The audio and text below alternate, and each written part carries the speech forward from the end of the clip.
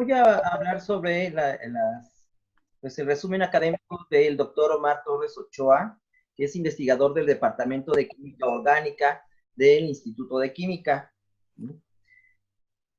Él estudió la carrera de químico-farmacobiología en la Universidad Michoacana y posteriormente realizó estudios de posgrado en la UNAM, graduándose de doctor en ciencias químicas en el año de 2014, con un trabajo de tesis centrado en la exploración sintética de ciertos alcaloides indólicos. En 2015 se desplazó a Suiza para realizar una estancia postdoctoral en el laboratorio de síntesis dirigido por el profesor Eiping Xu dentro del École Polytechnique Fédérale de Lausanne. Durante este periodo trabajó en proyectos de síntesis total de productos naturales, reacciones de multicomponentes mediadas por paladio y el desarrollo de métodos para incorporar funcionalidades en posiciones no activadas. Pues procedemos a darle la palabra a nuestro conferencista, el doctor Rubén Omar Torres. Hola, ¿qué tal? Muy buenas tardes a cada uno de ustedes. Gracias por la amable presentación. Y listo, vale. Bueno, antes que nada, una vez más, gracias por la invitación a este ciclo de conferencias de título La Química en tu vida. Este tipo de eventos ya lo viene realizando desde hace un par de años en colaboración entre el Instituto de Química y la Universidad, y la Escuela Nacional Preparatoria. Por desgracia, para el ciclo 2021, pues todas las pláticas se están llevando a cabo de manera virtual, y esta no es la excepción, pero eso no le quita lo interesante a los tópicos que se están abordando.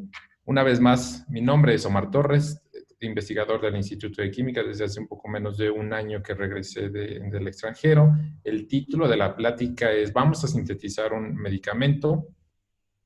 Estos son los medios por los cuales pueden contactarme en dado caso que estén interesados en el tema de la síntesis orgánica, y la plática está dirigida pues, a los estudiantes de la Escuela Nacional Preparatoria número 8.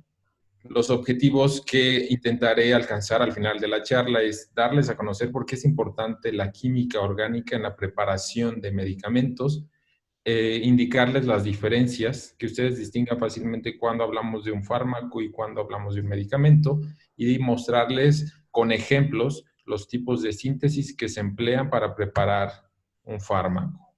Primero, antes que nada, quiero definir en sí lo que es la química, que como bien han de saber, pues es el estudio de la materia. La materia es todo lo que nos rodea, y este estudio se puede enfocar en tres perspectivas distintas, se puede abordar de tres maneras diferentes, que es estudiar sus propiedades, estudiar su composición y estudiar la transformación que involucra la materia. Como pueden darse cuenta, es una ciencia que estudia un montón de cosas, por lo cual tuvo que subdividirse para que abarcara lo más posible y los estudios fueran lo más completos que se pudieran. Una manera muy general de dividir a la química en cuanto a sus ramas de estudio podría ser esta: química general, química aplicada, analítica y la química descriptiva. En esta última, la química descriptiva, voy a mencionar que es la que se encarga de analizar, de estudiar la composición, las propiedades y los métodos de obtención de diversas sustancias. ¿De cuáles sustancias? Pues de dos compuestos distintos, clasificados de manera general en moléculas orgánicas, compuestos orgánicos y compuestos inorgánicos. Como han de saber, los orgánicos son aquellos cuya base esencial es el átomo de carbono, junto con otros átomos como hidrógeno, fósforo, azufre, etc. Pero el principal aquí, la estrella de la película, es el carbono. La molécula que les pongo aquí representada es una molécula de metano, pero pues también hay otros compuestos de base de carbono que ustedes han escuchado al menos o utilizado: el éter, el etanol, tolueno, acetona, cloroformo. El carbono, la estrella. Todos los demás compuestos cuya base esencial no es el carbono, les llamaremos compuestos inorgánicos, siendo la sal un ejemplo típico de este tipo de moléculas, pero también tenemos el azufre, el bicarbonato de sodio, la pirita, un mineral, el cuarzo, la calcita. Entonces, todo el resto, inorgánicos. Los de base de carbono, orgánicos. Ahora, la química descriptiva, una vez más, puede subdividirse y en esta parte vamos a ir ya cada vez enfocarnos a la de forma más específica a la síntesis.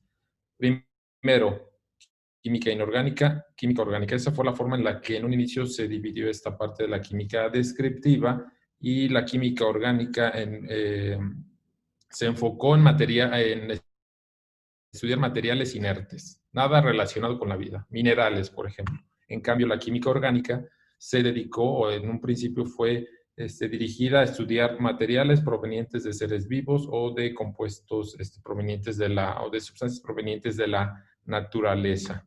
De hecho, el término química orgánica no tiene muchos años, tendrá unos 200, que fue acuñado por este señor de nombre Berzelius, en 1807, un químico sueco sumamente importante que descubrió varios elementos y contribuyó enormemente al ámbito de la química. Pues este señor vino y dijo, la química orgánica será aquella que se encargue de estudiar los compuestos derivados de seres vivos, compuestos orgánicos derivados de seres vivos. Y en ese entonces existía una teoría denominada vitalismo, y esa teoría decía que los seres vivos tienen una fuerza vital, y esta fuerza vital es la que hace que puedan producir compuestos orgánicos. ¿Sí? Y solo los organismos vivos. Los organismos no vivos no tienen esta fuerza vital, no pueden producir o conducir a compuestos orgánicos. Esto trae como consecuencia que los compuestos derivados de seres vivos, pues solamente se puedan obtener, ¿de dónde? Pues de seres vivos. Así, por ejemplo, en el café, han de saber que la sustancia más conocida que tiene el café, cuya estructura es esta y cuyo nombre es cafeína, de acuerdo a esta teoría, únicamente puede extraerse del café, o bien, esta es la planta del tabaco, la sustancia más conocida de esta planta es esta estructura cuyo nombre es nicotina, pues únicamente de acuerdo, una vez más, a esta teoría puede aislarse de esa fuente natural. Pero en 1828 llegó una persona de nombre Federico Wöhler y llevó a cabo algo inaudito hasta en ese momento, que fue, utilizó esta sustancia de nombre cianato de amonio, un compuesto 100% inorgánico, lo calentó en un procedimiento hecho. El punto es de que aisló como producto de la reacción esta sustancia, la urea, que se puede aislar de la orina de seres vivos, un compuesto orgánico. Esto de aquí, pues hasta ese momento era inesperado. Lo realizó en 1828. Wöhler fue alumno de Berzelius. De hecho, por ahí encontré un texto de una carta, de una comunicación, en el cual Wöhler le decía a Berzelius, debo decirle, señor, que puedo preparar urea sin emplear riñones, ni siquiera animales enteros, sean hombres o perros. Entonces Berzelius, que era muy cuadrado de acuerdo a lo que he leído en su pensamiento, pues me imagino que su reacción fue la cara de esta niña. En grandes rasgos, lo que realizó Wöhler fue la primera síntesis orgánica de la historia, 1828, pero el vitalismo se siguió utilizando, hubo muchos defensores todavía, a pesar de este hito, de este logro. Otras síntesis se lograron a partir de compuestos inorgánicos, y una de ellas fue la de Kolbe, de 1845, a partir de disulfuro de carbono, y ya en ese entonces pues estaba resquebrajando completamente dicha teoría. De hecho, fue Kolbe quien empleó la palabra síntesis, quien la implementó para ese tipo de procesos, que proviene del latín, y a la vez esta palabra proviene del griego. Con este tipo de experimentos, el vitalismo pues fue derrumbado, y Wöhler al final pudo ponerse esos lentes oscuros. Hoy en día la química orgánica puede decirse que estudia los compuestos de carbono independientemente de su origen, natural o sintético. ¿Pero qué les estudia los compuestos de carbono? Sus propiedades, la forma en la que se pueden sintetizar y su reactividad. Ejemplos de moléculas naturales o sintéticas del día a día en nuestra vida. Vean, en las bombonas, en los tanques de gas, propano y butano, el cloroformo, que se utilizó como anestésico en el siglo XIX, el etanol presente en las bebidas alcohólicas, el ácido acético del vinagre, o la acetona que utilizan las mujeres para remover el esmalte cuando se pintan las cuando se pintan las uñas. Como les dije, química descriptiva, química orgánica. Bueno, la química orgánica todavía es tan amplia que hay que subdividirla. Imagínense un árbol, el tronco principal es la química orgánica y las demás ramas, pues sus divisiones o sus especializaciones.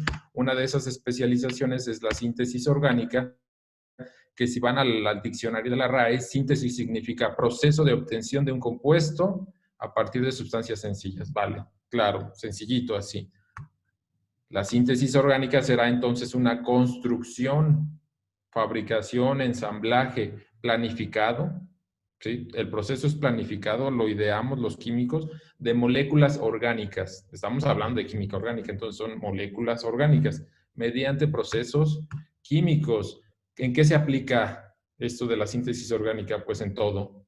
Se pueden fabricar plásticos, fármacos, colorantes, polímeros, agroquímicos, una gran cantidad de materiales, de compuestos, de sustancias de gran utilidad para la humanidad se sintetizan haciendo uso de la síntesis orgánica. Tenemos compuesto A, tenemos compuesto B, materiales de partida para generar C. Esta es una síntesis y su analogía un tanto burda podría ser cuando ustedes quieren armar un puzzle, un rompecabezas. Cada una de las piezas corresponde a un reactivo, ¿vale?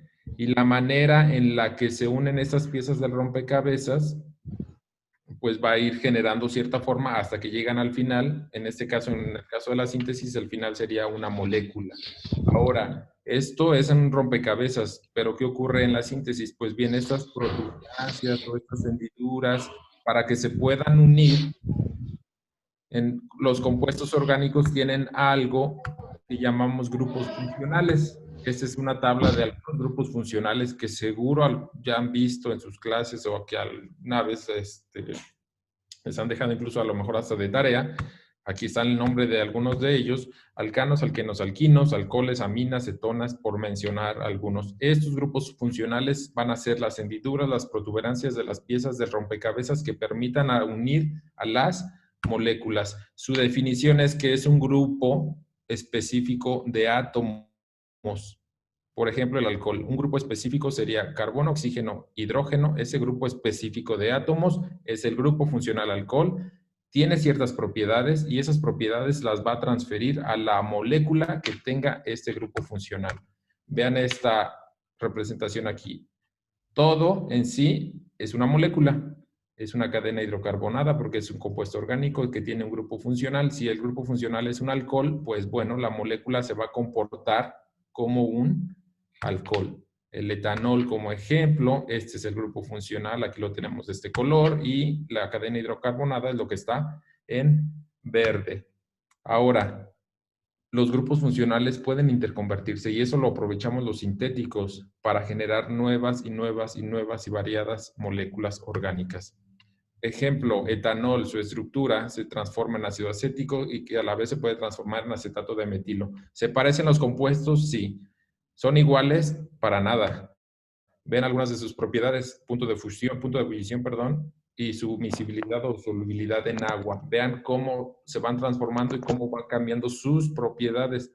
Entonces, nuevo compuesto, nuevo grupo funcional, nuevas propiedades, ¿vale?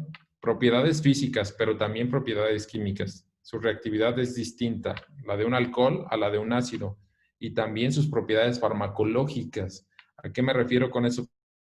Ustedes administran etanol a un organismo vivo, la respuesta de ese organismo va a ser distinta a si hubieran administrado acetato de metilo, al mismo organismo. Entonces, una estructura, una actividad, cambia la estructura, cambia por consiguiente su actividad. Los químicos sintéticos nos aprendemos algunos mapas de reacciones orgánicas que ustedes dirían, ¿qué es eso? Pues es algo parecido a lo que está aquí, donde pueden ustedes ver los grupos funcionales: alcano, alqueno, éter, aldehído, amina. Entonces, nos aprendemos este tipo de mapas.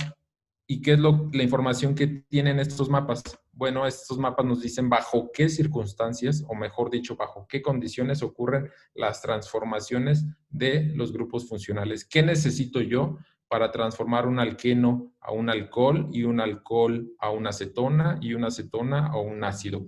¿Sí? ¿Cuáles son los objetivos? Ya para ir adentrándonos un poquito más a lo que viene siendo la síntesis orgánica y a la síntesis de fármacos. Sus objetivos primordiales es investigar la reactividad de los compuestos. Esto tal vez les suene un tanto extraño y se los voy a tratar de facilitar el concepto con el siguiente ejemplo.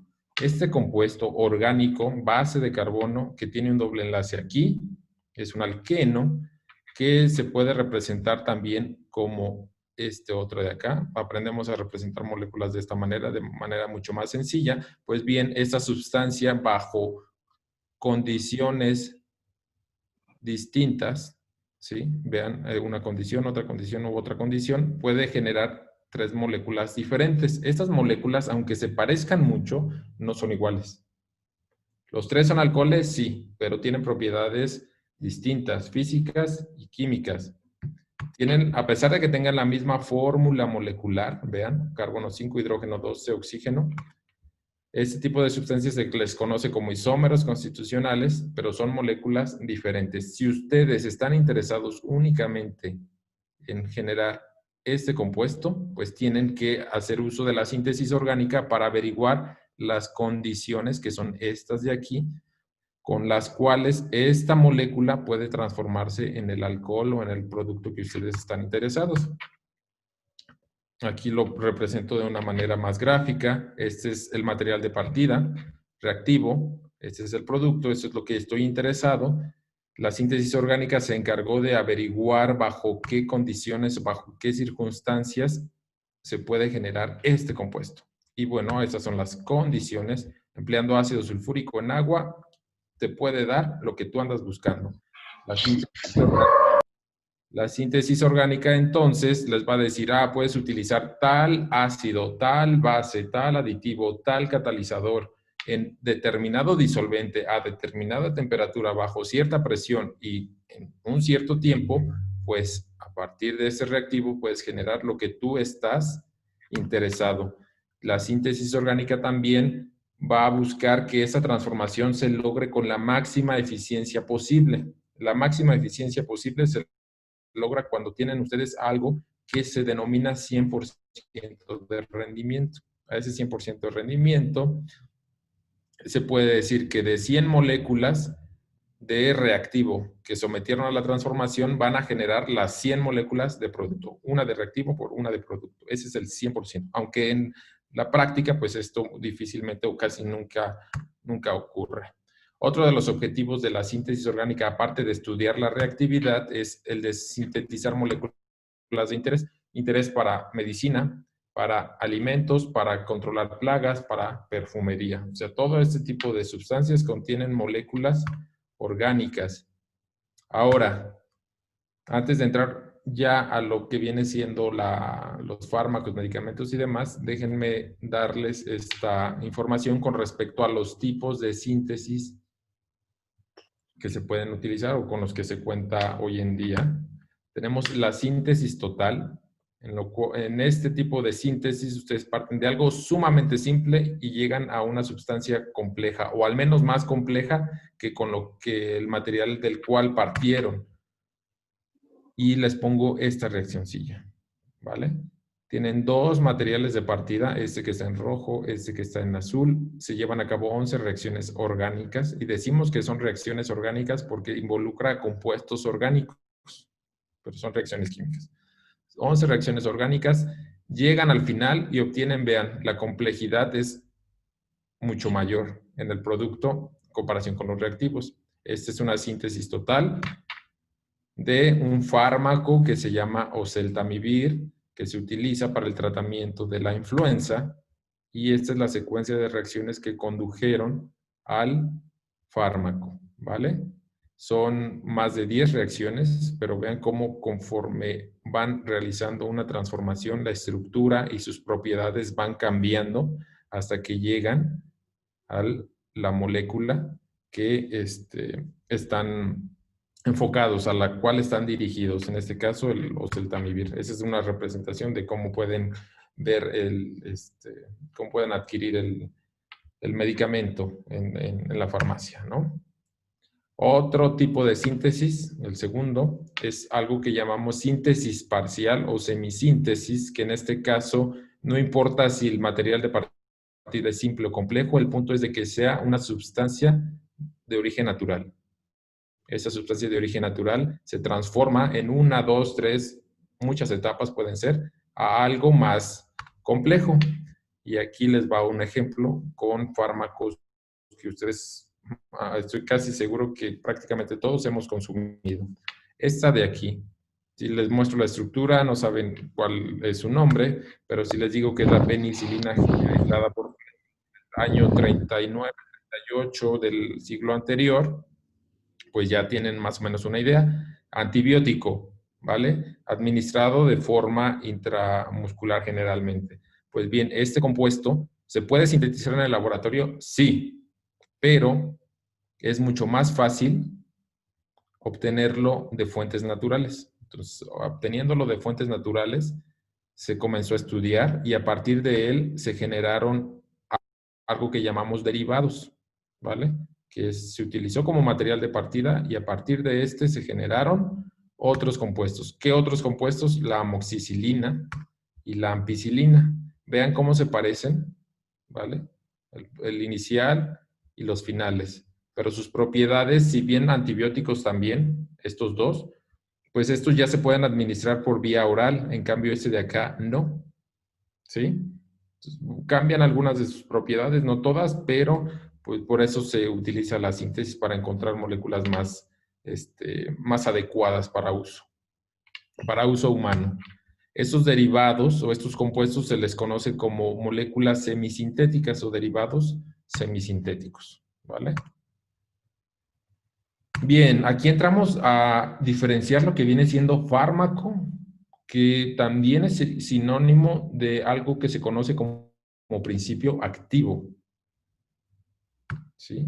Fármaco viene de esta palabra griega, que es farmacón, que puede atribuirse o tiene significado que puede ser remedio, antídoto, incluso veneno. Si nos vamos a la norma oficial mexicana, lo que dicen las autoridades, ¿qué es un fármaco? Pues puede ser una sustancia natural, sintética o biotecnológica que tenga una actividad biológica. ¿A qué se refiere eso de actividad biológica? Que desencadene algún efecto en un organismo vivo, ¿vale? Pero nada más, ¿sí? Que reúna las condiciones para ser empleada como medicamento. Veamos aquí la diferencia entre fármaco y medicamento. Aquí están 4 fármacos, el paracetamol, el ibuprofeno, el metronidazol y la morfina. Vean, los 3 primeros, paracetamol, ibuprofeno y metronidazol, son sintéticos. ¿A qué me refiero con sintéticos? A que nunca los van a encontrar en la naturaleza. Por más que los busquen, estoy casi seguro que no los van a encontrar en la naturaleza. Son 100% hechos por el hombre. En cambio, la morfina es natural, aunque también puede prepararse en el laboratorio, ¿vale? Pues bien, el fármaco, estos compuestos, es un polvo blanco. Aquí les pongo esta imagen nada más para para que lo visualicen. Pues estando en forma de fármaco, en este polvo blanco, pues no está disponible todavía para administrarse y que desencadene un efecto terapéutico, ¿sí? La molécula tiene una actividad, pero no está lista como fármaco para poder ser administrada. ¿Cuándo está lista? Cuando se convierte en un medicamento. ¿Y cuando se convierte en una forma farmacéutica, le llamamos nosotros, para que ahora sí se pueda administrar, ¿vale? ¿Cuáles son las formas farmacéuticas? Pueden ser tabletas, pueden ser cápsulas inyectables o puede ser un jarabe, por así decirlo. Esa es la forma farmacéutica. Aquí ya va el fármaco, junto con otras cosas, con otros aditivos, con excipientes y demás, ¿vale? Y el medicamento en sí es la forma farmacéutica ya envasada, utilizar plantas para tratar ciertos padecimientos. ¿Y cómo se utilizaban las plantas? A partir de preparaciones caseras. En estas preparaciones caseras, pues se utilizaba la corteza, las flores, las hojas, la raíz de cierta planta y se extraían de cierta manera los componentes y uno de los componentes era el responsable de aliviar, ¿vale? Pero pues lo que se utilizaba era toda la mezcla, todos los componentes que tenía la determinada parte de la planta. pueden ser utilizadas estas preparaciones caseras como infusiones, como cataplasmas o como tinturas en la cual es hacer como un té, por así decirlo, pero en vez de utilizar agua, se utiliza alcohol. Pues bien, a principios del siglo XIX comenzaron a aislar los compuestos de estas mezclas de manera pura y observaron que estas moléculas eran las que desencadenaban los efectos observados. Por ejemplo, la morfina, aislada en el 1816, la cocaína en 1860 y la quinina en 1820. La primera de la amapola, de ahí la aislaron. La segunda, ese podría decirse que es el medicamento que tiene el principio activo o el fármaco morfina. Esta es la coca, la planta de la coca, y esta es la planta del quino, el árbol de quino. Es tan importante al menos en el Perú, que forma parte de el Perú. Pues esos tres componentes puros aislados de estas tres fuentes, y observaron que era únicamente, solo se necesitaba administrar estos compuestos puros para desencadenar el efecto que habían observado muchos años atrás, al utilizar estas plantas. Después, cuando ya tenían estos componentes puros, seguían presentando algunos inconvenientes, algunos efectos secundarios, por lo cual optaron por derivatizar los componentes puros. Estos componentes puros, por ejemplo, la morfina, aislada en el 1816, la derivatizaron y condujeron a algo que puede ser más activo, que fue más activo de hecho, pero más adictivo, que es la heroína. Esta es semisintética porque proviene de algo natural, una derivatización. Y ese compuesto, que ya se sabía que era activo y lo derivatizaron en algo que resultó ser también activo, pues a este tipo de sustancias base se les llamó compuesto líder. ¿Con qué fin derivatizaban? Recuerden, para aumentar la actividad y disminuir los efectos secundarios. Algunas veces lo lograban, otras veces pues simplemente perdían los efectos o los secundarios aumentaban en comparación con el compuesto líder. Aquí es una representación de lo que les acabo de mencionar, compuesto líder, ese circulito, que le pueden pegar a ustedes varias cosas haciendo reacciones orgánicas. Se puede modificar o incluso se le puede remover un fragmento al compuesto líder para generar un agente semisintético que puede ser o más activo o menos, o que presente menos efectos secundarios o pues, más efectos adversos. Vean esta parte de aquí que decía, hasta finales del siglo XIX, la gente pensaba que los fármacos o los principios activos, estos que tienen actividad, únicamente podrían ser aislados de la naturaleza, hasta que vieron que moléculas 100% sintéticas también tienen actividades farmacológicas. 100% sintéticas significa que 100% creadas en el laboratorio, que nunca las van a aislar de plantas, muy seguramente nunca las van a aislar de plantas. Entonces son hechas 100% por el hombre. Esto le quitó la exclusividad a los productos de la naturaleza para ser utilizados como fármacos. Y aquí están tres ejemplos que llegaron a utilizarse en la preparación de medicamentos. Esos fueron los principios activos. El primero, el barbital, o uno de los primeros, que pertenece al grupo de los barbitúricos, utilizado como sedante y somnífero. Este otro de aquí fue un antimicrobiano del grupo de las sulfonamidas, y este otro de acá se utilizó como antisifilítico, una enfermedad que causaba grandes estragos al principio del siglo XX. Este tiene aquí arsénico en su estructura. Los tres son 100% sintéticos, nada naturales, y tienen también actividad biológica y pueden y llegaron a ser fármacos y medicamentos. Como conclusión de esto es, moléculas naturales y sus derivados no son los únicos que pueden usarse en la preparación de medicamentos. También las moléculas sintéticas se pueden emplear. ¿Cómo se desarrolla un medicamento, un fármaco? Pues hay tres fases generales. La primera es el descubrimiento y optimización, después vienen las fases clínicas o de desarrollo y por último la aprobación antes de que salga al mercado. En la fase, esta secuencia así como la ven de sencilla, puede durar de 10 a 15 años y costar casi $1,000 millones, ¿vale? Es muy costoso elaborar o desarrollar un fármaco. El desarrollo se puede acelerar haciendo uso de programas de cómputo, sí, y los campos de investigación multidisciplinario que están involucrados a lo largo de toda esta secuencia es la síntesis orgánica, obviamente, la química computacional, química farmacéutica, biología, bioquímica, farmacología, todas ellas se unen, tienen como un nicho, como un área en particular, donde están trabajando y están todas concatenadas, están todas unidas hasta lograr el objetivo de sacar un fármaco al mercado.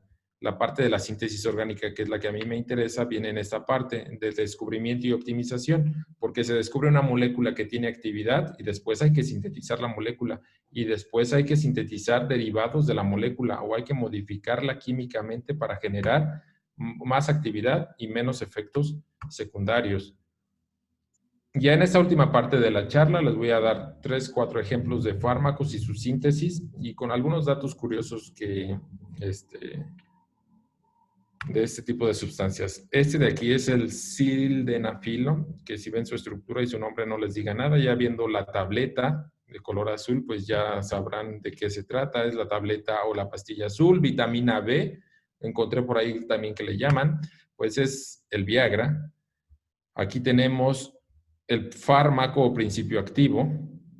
Esta es la forma farmacéutica, la tableta, y este es en sí el medicamento. Bueno, este compuesto, esta molécula, fue descubierta por la empresa Pfizer en el 89 y vean, estaba dirigida a la hipertensión y la angina de pecho para tratar estos problemas, ¿no?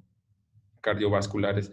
La probaron y resultó o que tenía poca actividad o que de plano no era activa, pero observaron un efecto secundario que les llamó la atención, se fueron por ahí, siguieron investigando y pues en el año 96 la patentaron y la aprobaron en Estados Unidos para ser utilizada en el tratamiento de la disfunción eréctil. Este proceso de desarrollar una molécula para una enfermedad, pero después resulta que es mejor para otra, se conoce como reposicionamiento. Pues aquí tenemos las ventas de este medicamento, de este fármaco. Vean, el pico más alto fue en el 2012 con esta cantidad, $2,051 millones, y por ahí me hice la tarea de compararlo con el presupuesto que recibió la universidad ese mismo año, y pues casi fue el mismo, 2,000 millones, aquí 2,260 millones, eso en dólares, y al tipo de cambio de ese año. Pues bueno, un solo medicamento le dio a Pfizer estas ventas y tiene un montón en su portafolio, un montón de fármacos exclusivos. Entonces ya se imaginarán lo poderosa que es la empresa. La patente expiró en el año entre el 2012 y 2017 y vean, del 2012 al 2018 las ventas, pues, ¿qué serán? Una tercera parte aproximadamente decayeron. Esta es la síntesis del sildenafilo. Con base en la clasificación de los tipos de síntesis, recuerden, total y semisíntesis. Esta es una síntesis total. El material de partida es sumamente sencillo, es solo una acetona y vean el producto final. Sumamente complejo, con anillos y otros grupos funcionales. ¿Cuántas etapas? 9, donde se forman anillos que nosotros los químicos llamamos heterociclos, y los grupos funcionales que tiene esta molécula, el sildenafilo, es amina, sulfonamida y éter, nada más por mencionar algunos. Ahora vamos con otra, esta de aquí, que también tal vez por su estructura no les diga nada, pero viendo el empaque, pues ya se imaginarán, esta está presente en todos lados, en todo alrededor del mundo ha llegado este medicamento. Su historia es peculiar porque comienza no tal cual la aspirina, pero sí un derivado, o más bien no derivados, de una molécula similar a la aspirina. Bueno, esta se encuentra en la corteza del sauce, que ha sido utilizado por más de 2,000 años. ¿Cómo lo utilizaban? Preparaciones caseras, masticando la corteza, calentándola con agua y demás, para inflamación y para la fiebre también. Después, vean, de la corteza aislaron este componente que se llama salicina en 1828. Este es el equivalente natural a la aspirina. La aspirina no es natural, es sintética o semisintética, dependiendo del material de partida. Esta salicina es el equivalente natural antiinflamatorio, antianalgésico. Después continuaron los estudios y observaron que no toda la molécula es necesaria para la actividad, solamente un fragmento. Y ese fragmento se podría decir que es este de acá, ácido salicílico aislado de la planta en 1838, sintetizada hasta el 59.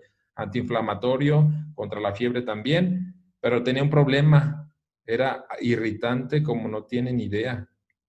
Generaba acidez gástrica y a veces daba más problemas que los problemas que solucionaba. Pues continuaron las investigaciones y basándose en este compuesto llegaron a la aspirina, que es prácticamente la misma estructura, ¿no? Si se dan cuenta, es muy, muy similar. Esta es la síntesis de la aspirina a partir de benceno, sumamente tóxico, teratogénico, cancerígeno, aislado del petróleo, pero este es el material de partida con el cual se puede generar la aspirina. Y vean cómo va transformándose la molécula por reacciones de síntesis hasta llegar a una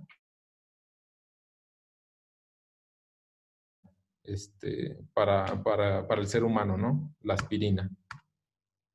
Cuando tienen un frasco de aspirina o una caja de aspirina ya caducado, bueno, en este caso, si perciben un olor a ácido acético, es que se degradó del ácido acético a ácido salicílico. Los grupos funcionales que tiene este fármaco son estos que están aquí. Y el último ejemplo, ya para terminar la charla, es, ¿existe algún fármaco mexicano? Sí, el de la píldora anticonceptiva. Y lo existe, lo desarrollaron aquí, lo sintetizaron la primera vez aquí, esta empresa de nombre Sintex, formada en los años 40 del siglo anterior. Esta fue especializada y fue un gigante mundial en la preparación de hormonas, de esteroides. En los 40, 50 y 60, después ya fue decayendo, pero se convirtió en una transnacional. ¿Y de dónde obtenía la materia prima? De estos dos productos naturales, de estas dos fuentes naturales, de nombre barbasco y cabeza de negro, que crecen de manera silvestre en Veracruz, Oaxaca, Puebla, incluso en Guerrero por ahí encontré. Bueno, a partir de esas plantas aisló este señor un compuesto, este de aquí, que se denomina diosgenina, lo degradó, lo sintetizó, lo degradó, lo fue convirtiendo hasta llegar a una hormona femenina, la progesterona, esta que está acá, ¿vale? Este proceso se conoce como degradación de Marker, es un proceso de semisíntesis porque parte de esto de una planta y llega al producto objetivo. ¿Qué otros esteroides se lograron generar en procesos similares? Testosterona, estrona y estradiol. Pues en los años 40 del siglo pasado, esta área de investigación estaba en su apogeo, pero para obtener progesterona se requerían ovarios de cerdas y una cantidad tremenda. O bien podían obtener progesterona de la orina de mujeres embarazadas o de yeguas preñadas, pero también obtenían cantidades muy, muy, muy bajas. Tan cara era esta cosa que llegaba a costar más caro que el oro, ¿vale? Pues este señor diseñó el proceso, obtuvo kilogramos de esta sustancia y a partir de ahí fue el boom de la empresa Sintex mexicana. Luego, este científico, en 1951, fue a esa empresa, hizo su tesis de licenciatura y sintetizó el primer fármaco utilizado en la píldora. ¿Sí? El primer anticonceptivo oral empleado, como su nombre lo dice, para prevenir el embarazo. Esta es la secuencia sintética, vean, es una semisíntesis porque parte de esto de aquí, que a su vez se obtuvo de un componente aislado de la planta. 5 etapas, el nombre es la noretisterona, como les digo, es una semisíntesis, esos son los grupos funcionales que tiene el producto, alcohol, alquino, alqueno y cetona, y esta síntesis fue la mayor contribución que ha aportado la ciencia mexicana al mundo. Eso de acuerdo a la Academia Mexicana de Ciencias. Me parece que ya es la última. Ya estoy sobre el tiempo. No me queda más que agradecer a todos ustedes el haber estado aquí. También a la Secretaría Académica, de Vinculación, a Alma Cortés por su ayuda, por la comunicación para organizar este evento, a los profesores, a la Escuela Nacional Preparatoria número 8 por la invitación y una vez más a ustedes por su tiempo y por su atención. Muchas gracias.